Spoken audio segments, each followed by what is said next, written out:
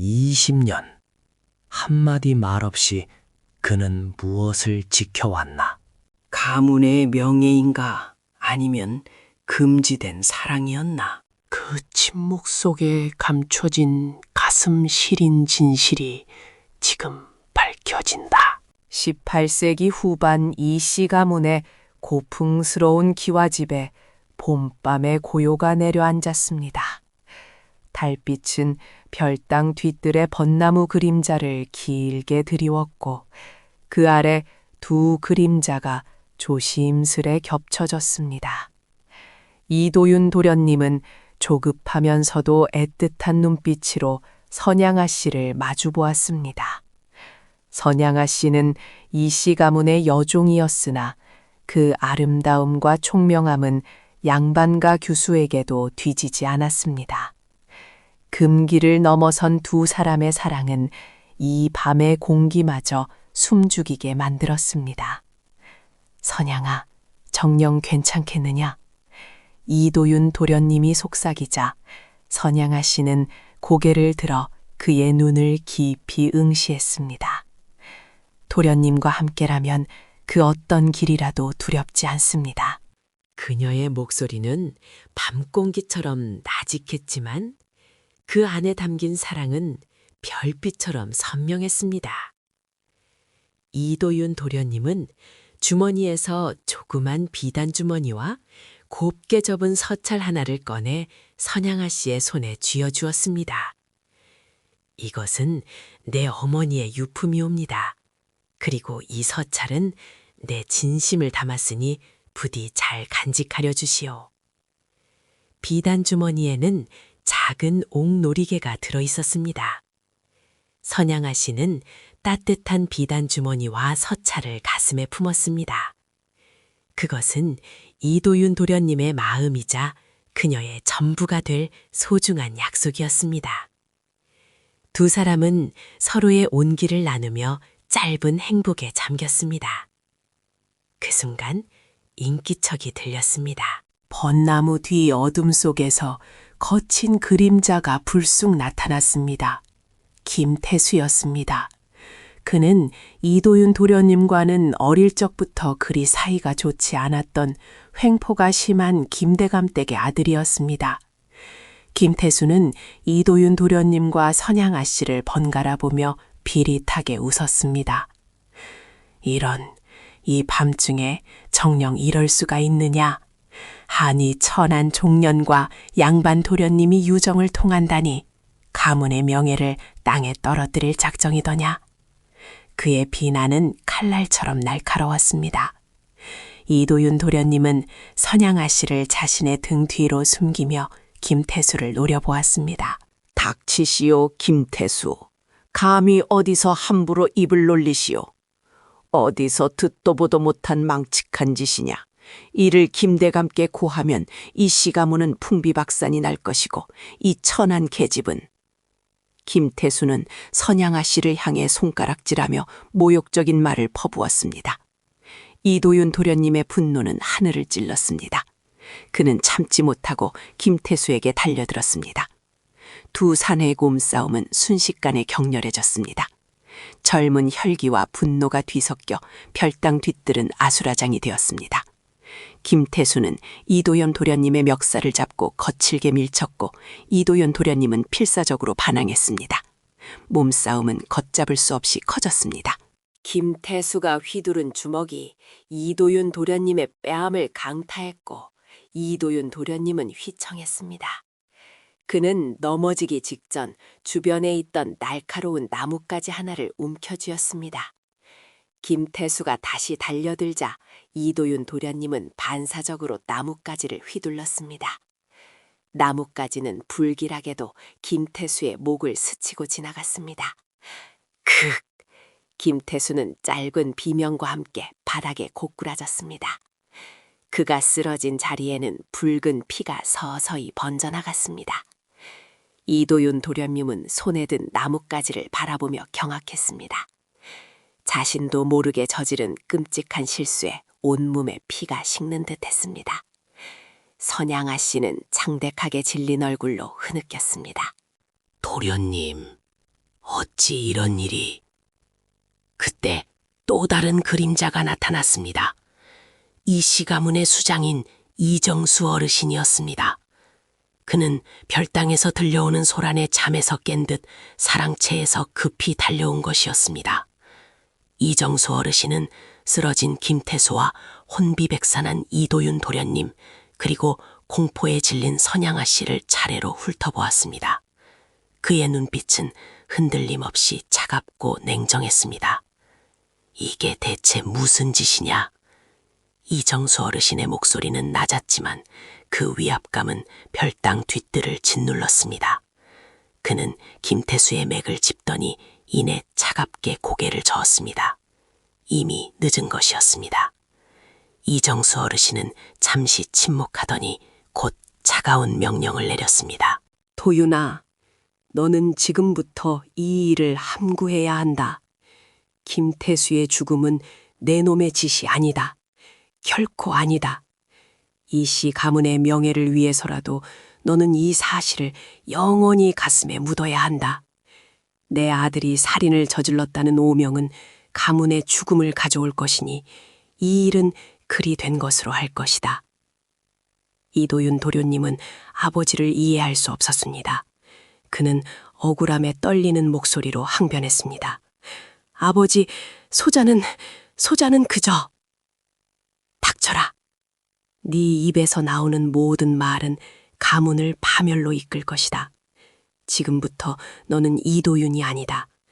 너는 죽은 자이며 속세와 인연을 끊고 떠나야 할 것이다. 인근 사찰로 가서 오늘부터 너는 원명이라는 이름으로 살게 될 것이다. 이 모든 것이 니놈의 죄과를 씻기 위함이다. 이정수 어르신은 선양아 씨를 향해서도 차가운 눈길을 보냈습니다. 이 여종 또한 이 일에 대해 이런 방구도 입 밖에 내서는 안 된다. 만약 단 한마디라도 흘린다면 너는 물론이고 네 일가는 모두 살아남지 못할 것이다. 내 아비의 명예를 걸고 맹세하마. 선양아 씨는 공포에 질려 고개를 숙였습니다. 그녀는 자신의 품에 안긴 비단 주머니와 서찰을 더욱 꽉 움켜쥐었습니다. 그것이 그녀가 가진 전부이자 희미한 희망의 끈이었습니다. 이도윤 도련님은 아버지의 냉혹한 결정 앞에 무릎을 꿇었습니다. 가문의 명예 앞에서 개인의 죄책감과 억울함은 티끌에 불과했습니다. 그는 그날 밤으로 이씨 가옥을 떠나 인근 사찰로 향했습니다. 그는 더 이상 이도윤이 아니었습니다. 머리를 깎고 승복을 입은 그는 이제 원명이라는 법명으로 새로운 삶을 시작했습니다. 금지된 사랑과 우발적인 죽음, 그리고 가문의 명예를 위한 잔혹한 침묵의 서약이 그에게 드리워진 것입니다. 그는 그렇게 20년이라는 기나긴 침묵의 세월 속으로 사라졌습니다. 이 모든 진실은 이정수 어르신의 밀봉된 마음 속에 영원히 묻히는 듯했습니다. 깊어가는 가을 산사의 고요는 더욱 짙었습니다. 20년의 세월이 흐르는 동안 원명 스님이 거처하는 암자 주변에는 낙엽만이 조용히 쌓였습니다. 원명 스님은 오늘도 새벽 예불을 마친 후 암자 뒤편의 작은 텃밭을 정갈하게 가꾸고 있었습니다. 무건 수행을 시작한 이래 그의 입에서는 단 한 번도 소리가 흘러나오지 않았습니다. 세상과의 모든 언어를 끊고 오직 내면의 고요 속으로 침잠한 삶이었습니다. 그의 움직임은 마치 한 폭의 그림처럼 절제되어 있었고 그 모습에서는 세속의 번뇌를 초월한 듯한 평온함이 느껴졌습니다. 그러나 그의 깊은 눈동자 속에는 언뜻 자라앉은 그리움과 회한의 그림자가 비치곤 했습니다. 스님은 씨앗을 심고 잡초를 뽑고 마른 나뭇가지들을 정돈하며 묵묵히 하루를 보냈습니다. 그의 손길이 닿는 곳마다 생병이 숨쉬는 듯한 기운이 감돌았습니다. 정오 무렵 주지 스님이 원명 스님의 암자를 찾아왔습니다. 주지 스님은 원명 스님을 말없이 바라보았습니다. 20년 전 젊은 도윤 도련님이 모든 것을 버리고 원명이라는 이름으로 이 산사에 들어왔을 때부터 주지 스님은 그 모든 비극적인 서막을 지켜본 유일한 증인이었습니다. 그는 원명 스님에게 차 한 잔을 올리고는 조용히 합장했습니다. 원명 스님은 고개로 인사를 대신한 후 차를 한 모금 마셨습니다. 찻잔 너머로 스쳐 지나가는 두 스님의 시선 속에는 오랜 세월이 빚어낸 이해와 동시에 말할 수 없는 비밀의 무게가 담겨 있는 듯 했습니다. 주지 스님은 한숨을 쉬며 나직이 말했습니다. 세월이 참으로 무상합니다. 그러나 아직 밝혀지지 않은 진실은 세월 속에서도 잊히지 않는 법이지요. 원명 스님은 그저 고요한 눈빛으로 주지 스님을 응시할 뿐이었습니다. 주지 스님은 그의 눈빛에서 흔들림 없는 결연함을 읽었습니다. 한편 고즈넉한 이씨가옥의 서재에는 이덕님이 수많은 서책과 장부들 앞에 앉아 있었습니다. 20년 전 형인 이도윤이 갑작스럽게 사라진 후 이덕님은 졸지에 가문의 모든 책임을 짊어지게 되었습니다. 그는 이제 가문의 수장으로서 겉으로는 위엄 있고 흔들림 없는 모습을 유지했습니다. 그러나 서재의 촛불 아래 비치는 그의 얼굴에는 깊은 주름과 함께 형언할 수 없는 답답함과 불안감이 서려 있었습니다. 그는 낡은 장부 위를 붓으로 쓸어내리다가 문득 붓을 멈추었습니다. 가문의 명예를 지키기 위해 아버지 이정수 어르신이 내렸던 그 냉혹한 결정, 그리고 형의 사라짐이 항상 그의 마음 한구석을 짓눌렀습니다. 형의 부재는 그에게 영원한 짐이 되어 돌아왔습니다. 그는 가문의 번영을 위해 끊임없이 노력했지만 내면 깊숙한 곳에서는 형에 대한 죄책감과 이해할 수 없는 과거의 그림자에 갇혀 사는 듯했습니다. 이덕님은 창밖을 내다보았습니다. 낙엽이 뒹구는 쓸쓸한 풍경은 그의 공허한 마음과 다르지 않았습니다. 가을볕이 따사로운 시골 장터에서는 갖가지 산물들이 넘쳐났습니다. 장터 한 귀퉁이 작은 좌판에서 나무를 팔고 있는 선양의 모습이 보였습니다. 20년 전의 젊은 아씨는 이제 머리카락에 서리가 내린 중년의 여인이 되어 있었습니다. 그녀의 얼굴에는 세월의 흔적과 함께 깊이를 알 수 없는 그리움과 슬픔이 드리워져 있었습니다. 그녀의 곁에는 듬직하게 성장한 청년 혜원이 있었습니다. 혜원은 어머니를 돕기 위해 장터에 나와 있었는데 훤칠한 키와 준수한 외모로 오가는 사람들의 시선을 사로잡았습니다. 그는 어머니의 손을 잡으며 물었습니다. 어머니, 저 아이들은 모두 아버지가 있다고 하던데 소자에게는 왜 아버지가 없는 것입니까? 혜원이의 눈빛은 순수했지만 그 안에는 채워지지 않는 공허함과 궁금증이 담겨 있었습니다. 선양은 아들의 질문에 화들짝 놀라며 애써 미소 지었습니다.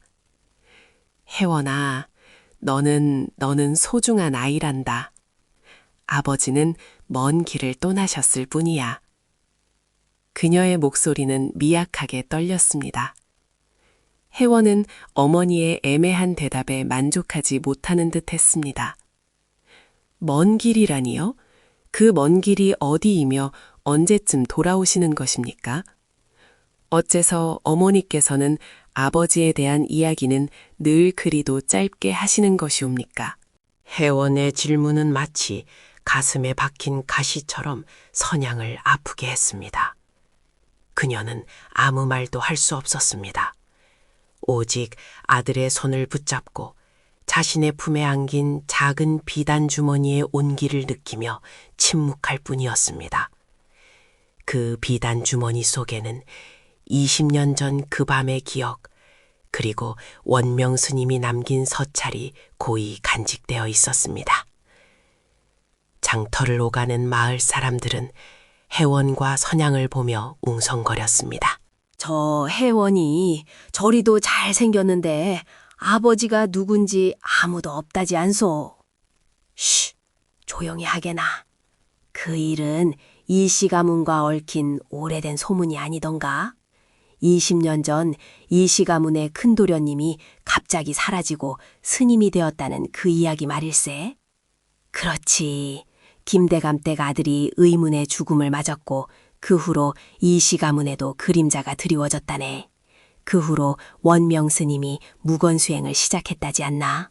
이씨 가문에서 그 여종과 그 아이를 거둬준 것도 그런 연유 아니겠는가? 마을 사람들의 입을 통해 떠도는 이야기는 흐릿하고 불분명했지만 그 속에는 오래된 비극과 은폐된 진실의 그림자가 짙게 깔려 있었습니다. 혜연은 자신들을 향한 시선과 웅성거림을 애써 외면하며 어머니의 어깨를 감싸 안았습니다.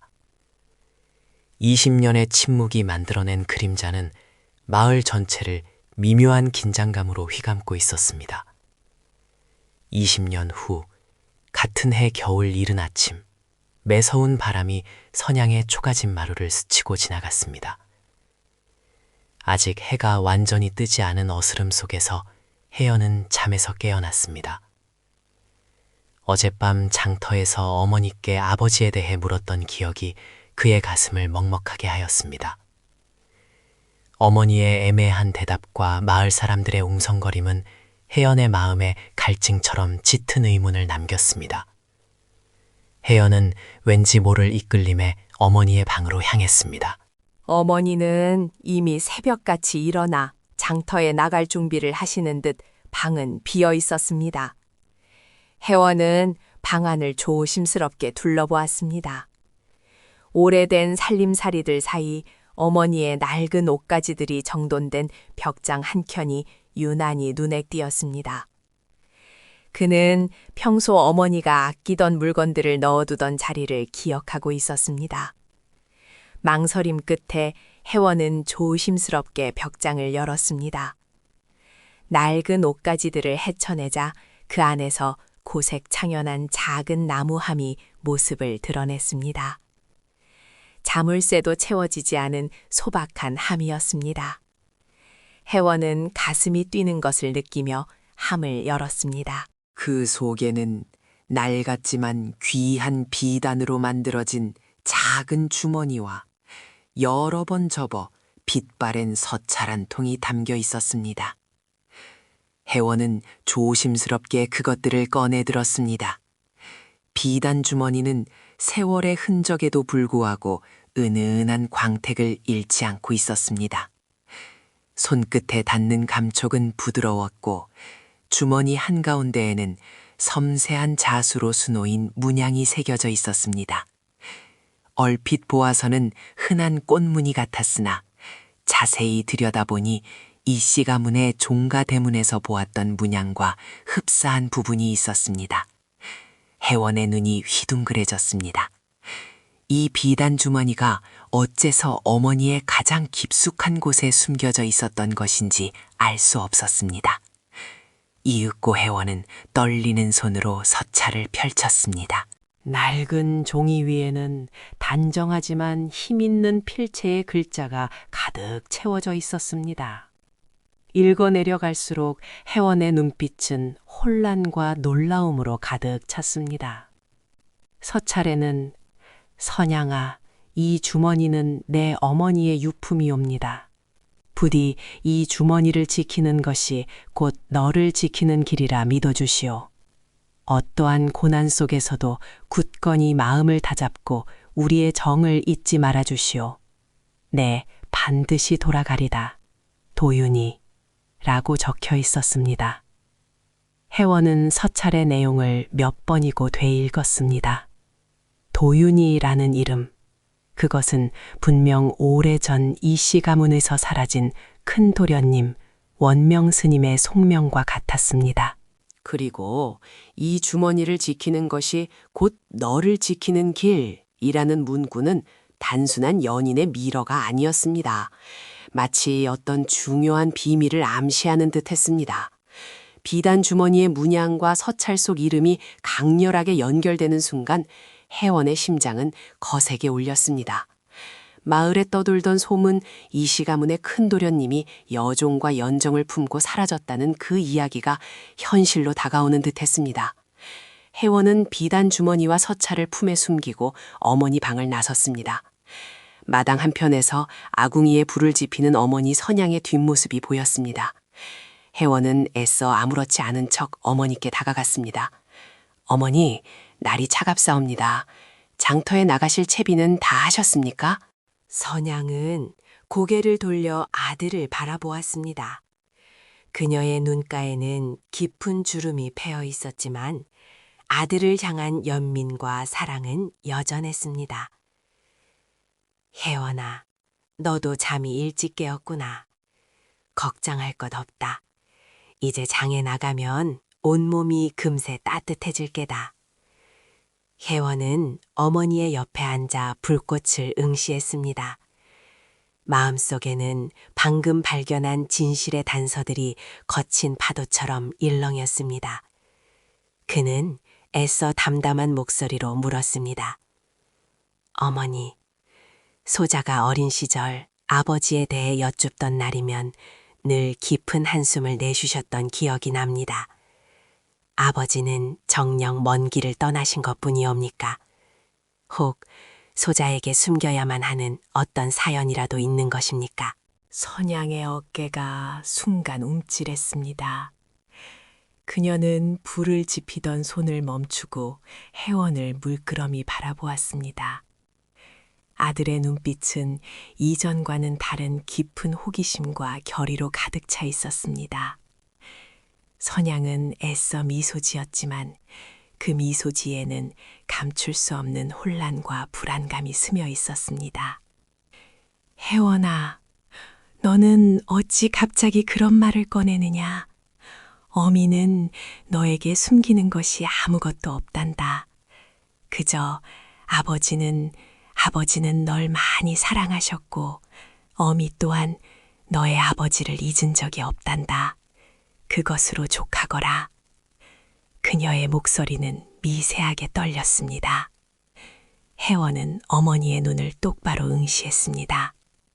그의 직감은 어머니가 진실을 숨기고 있음을 강하게 알렸습니다. 서찰과 비단 주머니가 단순한 연인의 증표가 아님을, 그리고 어머니의 말 속에 감춰진 고통이 20년 전 그 비극과 깊이 연관되어 있음을 깨달았습니다.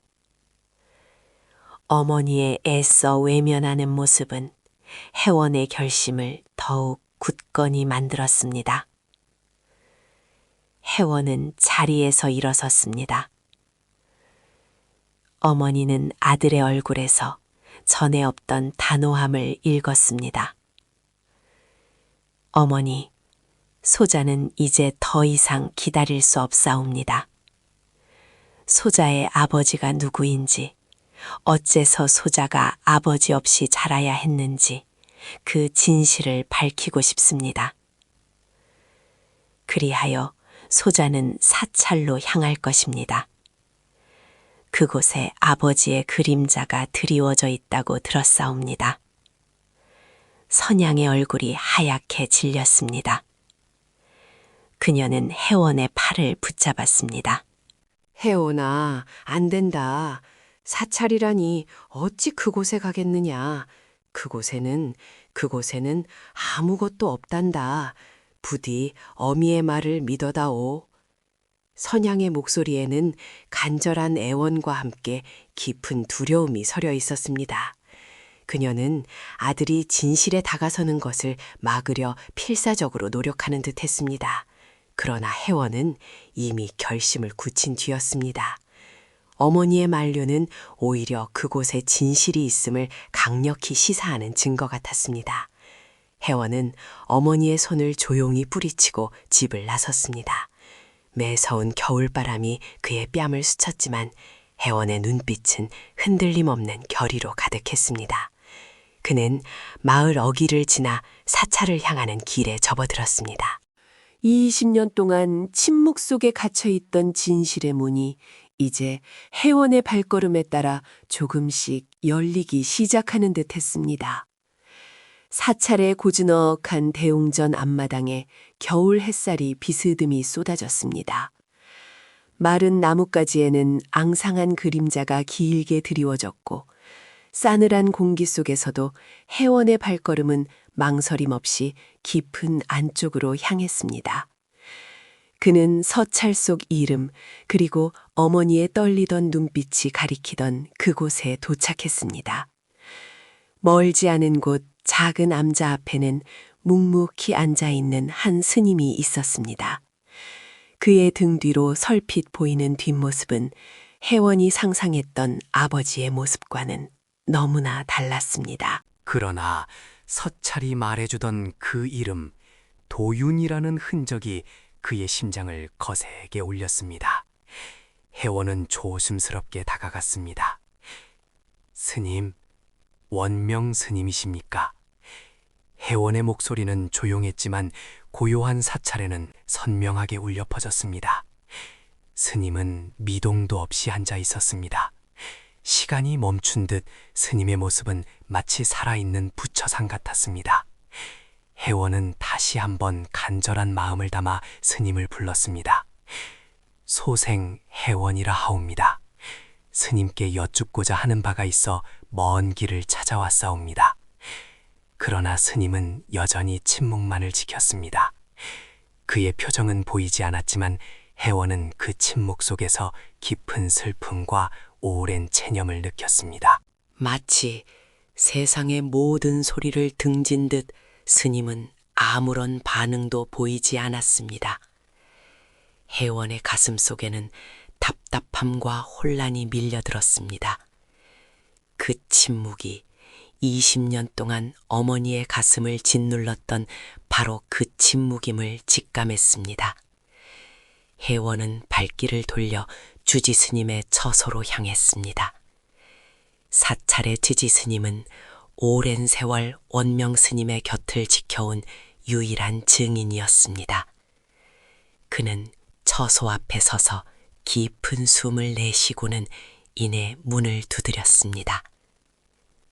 주지 스님, 소생 혜원이라 하옵니다. 스님께 간절히 여쭙고 싶은 일이 있어 찾아왔사옵니다. 잠시 후 안에서 깊고 차분한 목소리가 들렸습니다. 들어오십시오. 혜원은 문을 열고 조심스럽게 처소 안으로 들어섰습니다. 주지 스님은 정갈하게 좌정한 채 혜원을 맞이했습니다.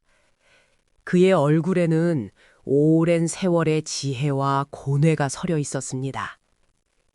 혜원은 주지 스님 앞에 무릎을 꿇고 허리 숙여 예를 갖추었습니다. 소생 여종 선양의 아들 혜원이라 하옵니다. 소생의 아버지는 이도윤이라 불리던 분이시며 이씨 가문의 큰 도련님이셨던 원명 스님과 동일 인물임을 짐작하고 있사옵니다. 소생의 어미는 오랜 세월 침묵 속에 고통받았고 소생은 아버지 없이 자라야 했습니다. 부디 그 진실을 알려주십시오. 혜원은 품속에서 조심스럽게 비단 주머니와 낡은 서찰을 꺼내어 주지 스님 앞에 내보였습니다. 이것은 어미가 간직해온 아버지의 유품이옵니다. 이 서찰에는 도윤이라는 이름과 함께 소중한 당부가 적혀 있었습니다.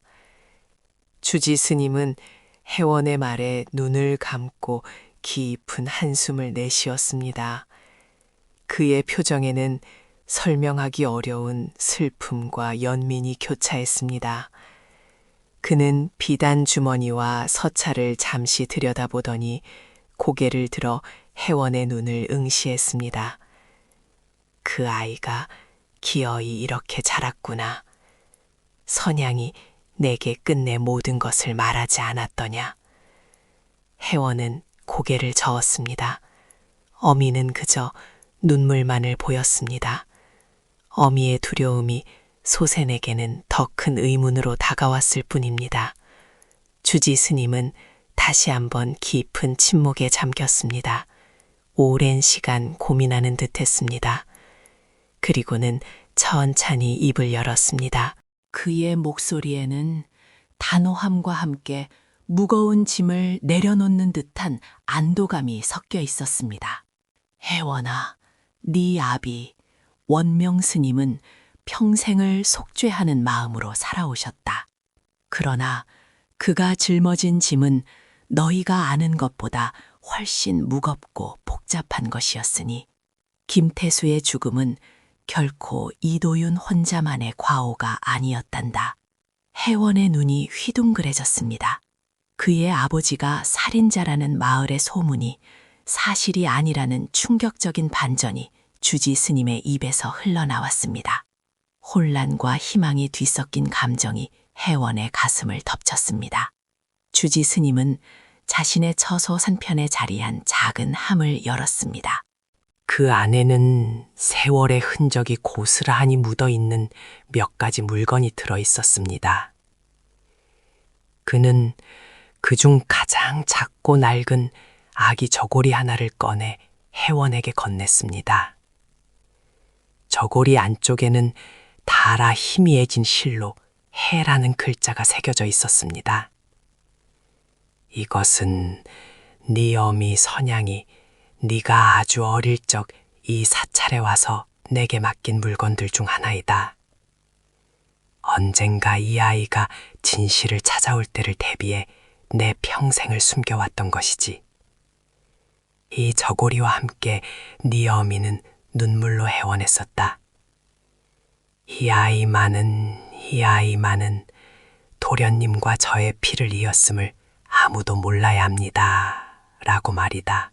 혜원의 손에 닿은 아기 저고리는 차가웠지만 그 안에서 어머니의 절규와 아버지의 그림자가 동시에 느껴지는 듯 했습니다. 그의 눈빛은 흔들렸습니다. 주지 스님의 말과 눈앞의 증거는 그가 원명 스님의 아들임을 분명히 암시하고 있었습니다. 혜원의 심장은 미친 듯이 요동쳤습니다. 20년간의 침묵 속에 감춰졌던 출생의 비밀이 드디어 차가운 겨울 공기 속에서 그 모습을 드러내고 있었습니다. 혜원은 아기 저고리를 든 채 주지 스님의 얼굴을 뚫어지라 바라보았습니다. 그의 심장은 격렬하게 요동쳤지만 이내 그 울림은 거대한 질문 하나로 응축되었습니다. 스님, 소생의 아버님께서 김태수 나리를 홀로 해치지 않으셨다고 하셨사옵니다. 그렇다면 대체 누가 어찌하여 아버님의 죄를 덮어 씌웠사옵니까? 그리고 아버님께서는 어찌하여 20년간 침묵하셨사옵니까? 소생, 더는 기다릴 수 없사옵니다. 이 어미의 고통과 소생의 물음이 이제는 온전히 해소되어야 하옵니다. 혜원의 목소리는 간절함으로 떨렸고 눈빛에는 망설임 없는 추궁이 서려 있었습니다. 주지 스님은 혜원의 끈질긴 물음에 깊은 한숨을 내쉬었습니다. 그의 얼굴에는 오랜 고뇌와 함께 숨겨온 진실을 마주해야 하는 비통함이 스쳐 지나갔습니다. 그는 천장을 올려다보며 잠시 침묵하더니 고개를 숙였습니다. 혜원아, 네 어미에게 약조한 대로 나는 평생 이 진실을 품고 살려 하였습니다. 그러나 이제 때가 되었나 봅니다. 내 어미의 서러움과 내 아비의 숭고한 침묵을 더는 속세에 가두어둘 수 없을 듯합니다. 주지 스님은 자리에서 일어나 처소 한편에 놓인 작은 불상 아래 벽돌 틈새에 숨겨진 낡은 나무 상자를 꺼냈습니다. 상자 안에는 빛바랜 한지가 곱게 접혀 있었습니다. 그는 조심스럽게 한지를 꺼내 혜원 앞에 내보였습니다. 세월의 흔적이 역력한 그 한지에는 굳은 필체로 글씨가 쓰여 있었습니다. 이것은 이정수 어르신이 돌아가시기 전 내게 직접 건네주신 밀서입니다. 누구에게도 보여주지 말고 영원히 봉이 나라 당부하시며 주셨던 것입니다. 혜원은 떨리는 손으로 밀서를 받아들었습니다. 밀서의 첫 글자를 읽는 순간 그의 눈은 경악으로 물들었습니다. 도윤의 어미는 천한 여종이오나 그 아이는 내 핏줄이 아니면 무엇이겠습니까? 허나 그 계집과의 정사는 가문의 명예를 더럽히는 것 결코 용납될 수 없으니 태수는 이를 빌미로 도윤과 선양을 모욕하고 가문을 위협하렸습니다. 하여 소인 순간의 격분을 이기지 못하고 직접 태수의 목을 칼로 찔러 죽였사옵니다. 내 아들 도윤은 그저 제 연인을 지키려 몸싸움을 했을 뿐 살인의 죄를 저지르지 않았사옵니다. 허나 김태수의 죽음이 도윤의 손에서 비롯된 것으로 꾸며야만 가문의 치욕과 천한 여종과의 관계가 영원히 묻힐 것이옵니다. 도윤에게는 출가하여 평생 침묵할 것을 명하였으니 부디 이 모든 진실은 내 죽음과 함께 영원히 묻어주시옵소서. 이 비천한 아비의 마지막 소원이옵니다. 밀서의 내용은 혜원의 심장을 찢어발기는 듯했습니다. 김태수를 직접 살해한 자는 다름 아닌 이씨 가문의 수장, 그의 할아버지 이정수였던 것입니다. 아들 이도윤에게 죄를 뒤집어 씌우고 평생 속죄하며 침묵하도록 강요했던 것 또한 이정수였습니다. 가문의 명예를 지키기 위해 자식의 금지된 사랑을 지우기 위해 친아들을 살인자로 만들었던 비극적인 진실이 눈앞에 펼쳐졌습니다. 혜원의 손에서 밀서가 힘없이 떨어졌습니다. 그의 얼굴은 충격과 분노 그리고 한없는 비통함으로 일그러졌습니다. 20년간의 침묵이 단순한 죄책감이 아니었습니다. 원명 스님은 아버지를 대신하여 살인자의 낙인을 짊어진 채 스스로를 깎아내려야 했던 숭고한 희생의 길을 걸었던 것입니다. 그의 침묵은 아비의 죄를 숨기고 가문의 명예를 지키려는 처절한 선택이었습니다. 어찌 이런 일이? 혜원의 목소리는 떨렸습니다. 눈에서는 뜨거운 눈물이 걷잡을 수 없이 흘러내렸습니다. 그는 자신의 아버지가 짊어졌던 끔찍한 짐의 무게를 비로소 깨달았습니다. 사랑하는 여인과의 사이에서 태어난 자식조차 품을 수 없었고 평생을 죄인의 이름으로 살아야 했던 아버지의 삶이 스쳐 지나갔습니다. 주지 스님은 조용히 고개를 끄덕였습니다. 원명 스님은 평생을 아비의 죄를 대신 짊어진 채 살아오셨습니다. 모든 진실을 덮고 자신의 침묵으로 가문의 명예를 지키려 했던 것이지요. 그것이 그에게 주어진 가장 고통스러운 속죄였습니다. 혜원은 찢어지는 가슴을 부여잡았습니다. 이제야 모든 의문이 풀렸습니다. 원명 스님이 어떠한 고통 속에서 20년간을 침묵으로 일관해야 했는지, 그 숭고한 희생이 얼마나 깊고 처절한 것이었는지 그 실체가 비로소 드러나는 순간이었습니다. 저 멀리 대웅전 방향에서 들려오는 독경 소리가 차가운 겨울밤 공기를 가르며 더욱 애절하게 들려왔습니다. 원명 스님은 지금도 모든 진실이 밝혀진 이 순간에도 여전히 묵묵히 침묵의 수행을 이어가고 있을 것입니다.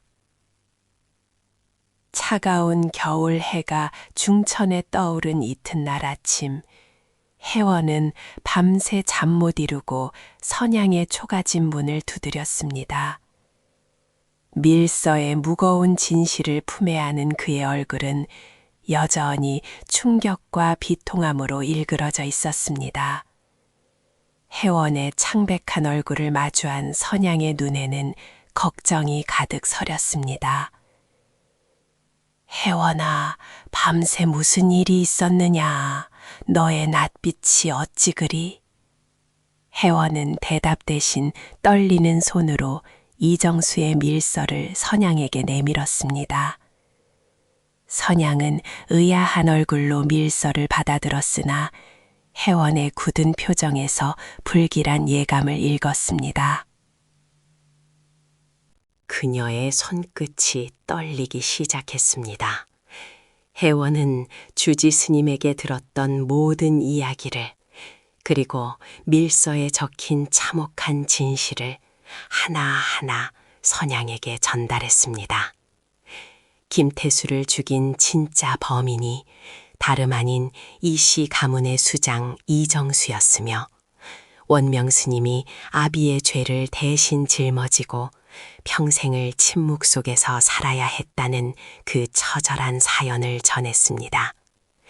선양의 얼굴은 혜원의 말이 이어질수록 차츰 핏기가 가셨습니다. 밀서의 내용을 혜원의 목소리로 듣던 그녀는 이내 온몸에 힘이 풀린 듯 주저앉고 말았습니다. 20년이라는 긴 세월 동안 가슴에 묻어두었던 원명에 대한 서러움과 그리움, 그리고 그를 향한 원망마저도 한순간에 산산이 부서지는 듯 했습니다. 그녀는 찢어지는 듯한 비명조차 지르지 못하고 그저 흐느끼며 혜원의 손을 붙잡았습니다. 도윤아, 청령 그런 것이었느냐? 선양의 눈에서는 뜨거운 눈물이 쉴 새 없이 흘러내렸습니다. 그녀는 원명 스님이 짊어졌던 짐의 무게를 이제야 비로소 이해할 수 있었습니다. 단순한 죄책감이 아니었습니다. 그것은 가문의 명예를 위해, 아비의 죄를 숨기기 위해, 사랑하는 여인과의 인연을 끊기 위해 스스로를 제물로 바쳐야 했던 숭고하고도 잔혹한 희생이었습니다. 선양의 통곡은 혜원의 가슴을 다시 한번 후벼 팠습니다. 어머니의 슬픔은 그의 슬픔과 맞닿아 있었고, 아버지의 고통은 다시금 그들에게 전해지는 듯했습니다. 그 시각 이씨 가옥의 사랑채에서는 이덕님이 마을 사람들의 웅성거림에 귀를 기울이고 있었습니다. 어제부터 마을에 돌기 시작한 심상치 않은 소문이 그의 귀에도 들려왔습니다. 절에 감춰진 오랜 비밀이 밝혀졌더더라. 원명 스님의 사연이 우리가 알던 것과는 다르다더라 하는 알 수 없는 이야기들이었습니다. 이덕님은 처음에는 세상 물정 모르는 이들의 한담이라 치부하려 했으나 묘하게도 가슴 한편이 불안하게 요동쳤습니다. 형 이도윤의 갑작스러운 출가와 아버지 이정수의 유난히 굳건했던 침묵이 그의 뇌리를 스쳤습니다. 그는 알 수 없는 죄책감과 불길한 예감에 휩싸여 붓을 든 채 멍하니 허공을 응시했습니다. 형의 침묵 뒤에 숨겨진 진실이 무엇인지 그의 혼란스러운 마음이 파도처럼 일렁이기 시작했습니다. 어머니의 깊은 슬픔을 위로한 혜원은 다시 사찰로 향했습니다. 이번에는 아버지를 침묵 속에서 꺼내야 한다는 절박함이 그의 발걸음을 재촉했습니다. 원명 스님의 암자에는 여전히 차가운 정적이 감돌았습니다. 혜원은 암자 문 앞에 조용히 무릎을 꿇었습니다. 아버지, 이제 모든 진실이 밝혀졌습니다. 어찌하여 아직도 침묵하시려는 것입니까? 이토록 모진 세월을 홀로 감당하시었으니 이제는 부디 당신의 결백을 밝히고 저희를 보아주십시오. 혜원의 목소리에는 간절함과 함께 찢어지는 듯한 비통함이 배어 있었습니다. 암자 안에서 무건 수행 중이던 원명 스님은 희미하게 몸을 떨었으나 고개를 들어 혜원을 바라보지 않았습니다. 그는 여전히 굳건히 침묵을 유지했습니다. 오직 혜원의 눈에만 스님의 눈가에 맺힌 한 줄기 눈물이 보였을 뿐 스님은 흔들림 없는 태도로 자신의 숭고한 침묵을 이어갔습니다. 그 침묵은 고통스럽도록 아름다웠고 혜원은 그 앞에서 아무 말도 할 수 없었습니다. 차가운 겨울바람이 며칠간 마을을 휘감았으나 그보다 더 차갑고 격렬하게 퍼져나간 것은 절의 비밀에 대한 진실이었습니다. 이시 가문의 수장 이정수 어르신이 친히 살인을 저지르고 그의 아들 이도윤 도련님 곧 원명 스님께 그 죄를 덮어씌워 20년간 침묵의 고통을 감내하게 했다는 이야기는 마치 끓어오르는 물처럼 마을 전체를 뒤흔들었습니다. 이시 가옥 사랑채에 앉아있던 이덕님은 며칠 내내 심란한 마음을 금할 수 없었습니다. 처음에는 그저 떠도는 헛소문이라 치부하려 했으나 마을 사람들의 수군거림 속에서 들려오는 단편적인 이야기들이 그의 기억 속 깊이 묻혀있던 과거의 조각들을 하나둘씩 끄집어냈습니다. 형님의 갑작스러운 출가, 그리고 아버님 이정수 어르신의 평생에 걸친 차갑고 엄숙한 태도, 그 모든 것이 이제는 새로운 의미로 다가왔습니다. 형을 향한 알 수 없는 죄책감과 가문에 드리워진 어두운 그림자에 대한 불길한 예감은 며칠 사이에 더욱 짙어져 그의 마음을 짓눌렀습니다. 이덕님은 결국 견디지 못하고 사찰로 향했습니다. 그의 발걸음은 무거웠으나 동시에 20년간 미궁에 빠져있던 진실을 향한 숙명적인 끌림이 느껴졌습니다. 암자 앞에는 이미 혜원과 선양이 조용히 서 있었습니다. 선양은 여전히 창백한 얼굴이었으나 그녀의 눈빛에는 비통함 너머로 원명 스님을 향한 깊은 이해와 편치 않는 헌신이 담겨 있었습니다. 그녀는 이제 더 이상 원망하거나 슬퍼하지 않았습니다. 그저 차가운 겨울바람 속에서 말없이 암자를 지키고 있을 뿐이었습니다. 희애원은 어머니의 곁에 서서 아버지를 향한 간절함을 깊은 침묵으로 대신하고 있었습니다. 이덕님은 그들의 모습을 보고 잠시 멈칫했습니다. 희원에게서 들려오는 깊은 슬픔과 경외심이 담긴 눈빛, 그리고 선향의 헌신적인 태도에서 그는 어렴풋이 진실의 무게를 짐작할 수 있었습니다. 그는 아무 말 없이 희원과 선향의 곁을 지나 암자 문 앞에 섰습니다.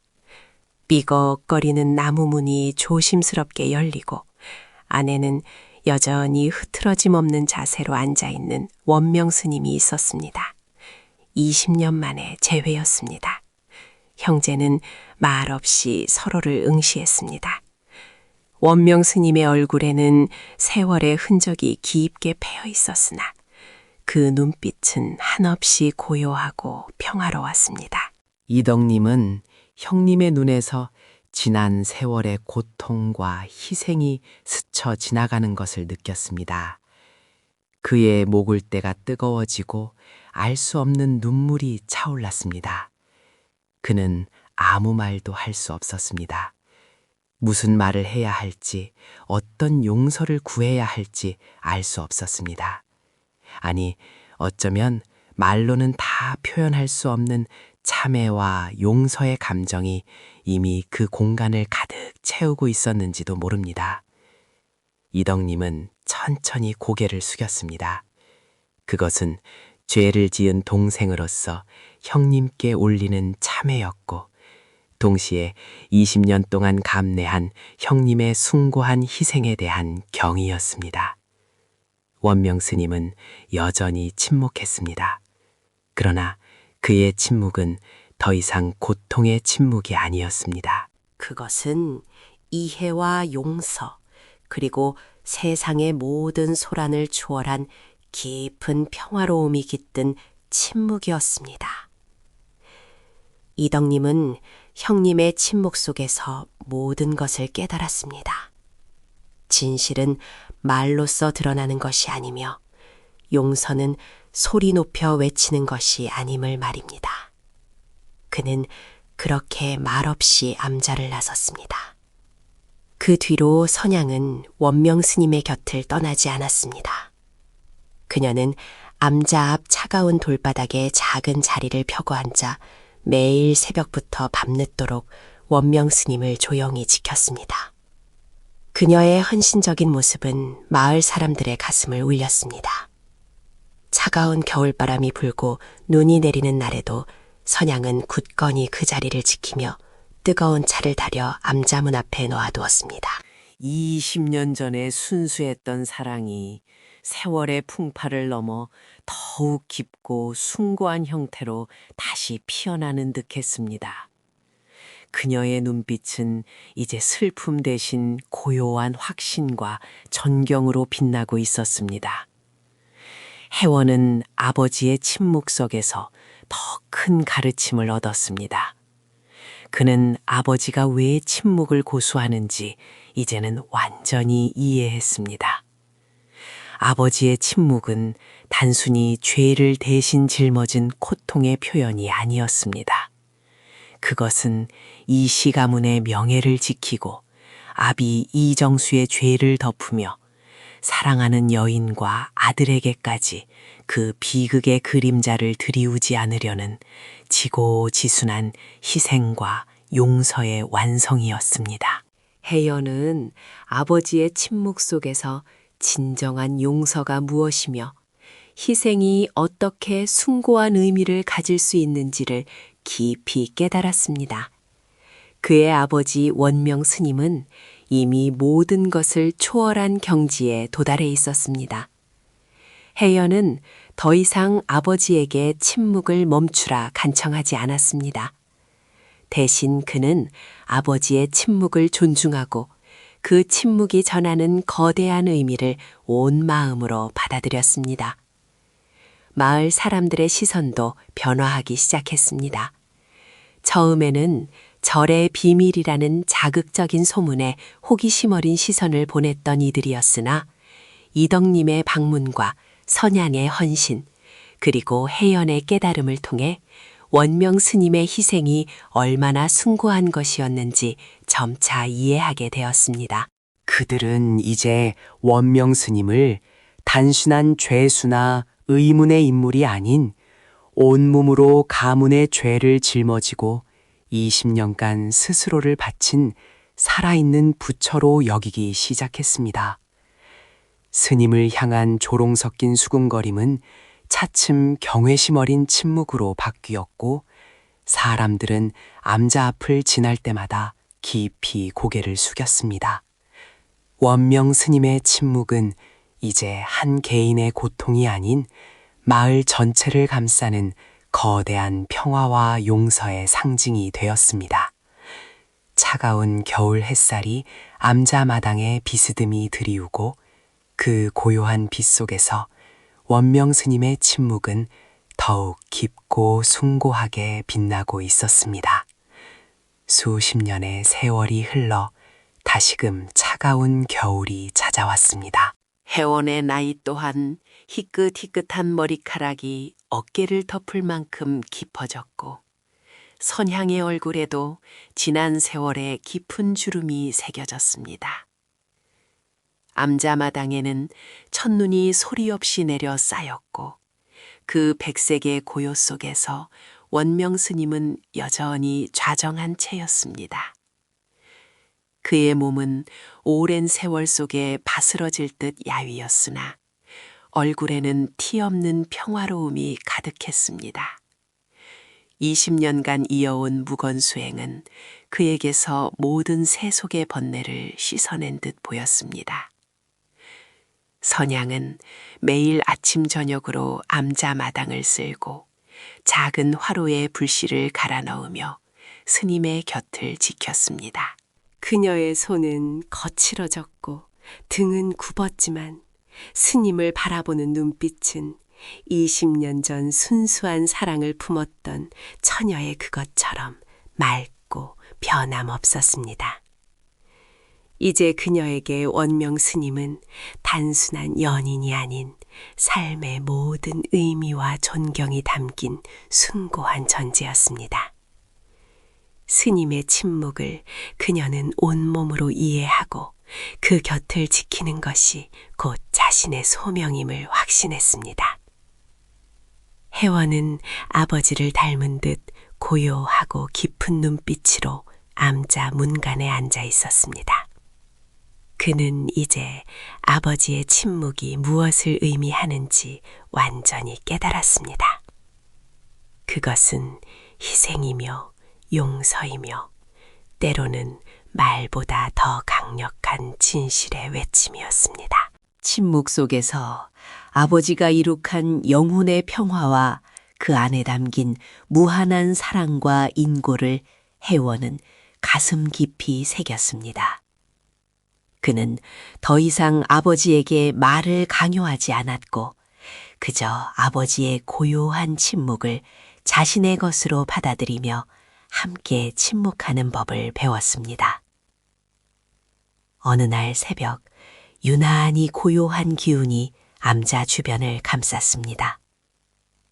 선양이 평소처럼 스님에게 차를 올리려 문을 열었을 때 원명 스님은 평소와 다름없이 좌정한 자세로 앉아 있었으나 그의 숨결은 이미 멎어 있었습니다. 그의 얼굴에는 온화한 미소가 어려 있었고 눈은 세상을 초월한 듯 깊은 평화가 깃들어 있었습니다. 20년간 이어진 침묵은 그렇게 고요히 완성되었습니다. 선양은 소리 없는 눈물을 흘리며 스님의 손을 잡았습니다. 그 차가운 온기 속에서도 그녀는 영원한 사랑을 느꼈습니다. 혜원은 아버지의 마지막 모습을 물끄러미 바라보며 깊이 고개를 숙였습니다. 슬픔보다는 숭고한 경외심이 그의 마음을 가득 채웠습니다. 아버지의 침묵은 육신의 굴레를 벗어나 영원한 자유를 찾은 듯 보였습니다. 원명 스님의 입적 소식은 마을에 큰 울림을 주었습니다. 마을 사람들은 암자 주변으로 모여들어 고개를 숙였고 이제는 그의 이야기가 전설처럼 구전되었습니다. 이시 가문의 명예를 위해 그리고 한 여인과 자식을 위해 20년을 침묵으로 일관하며 스스로를 바친 스님의 이야기는 세대를 넘어 사람들의 가슴에 깊은 감동과 깨달음을 주었습니다.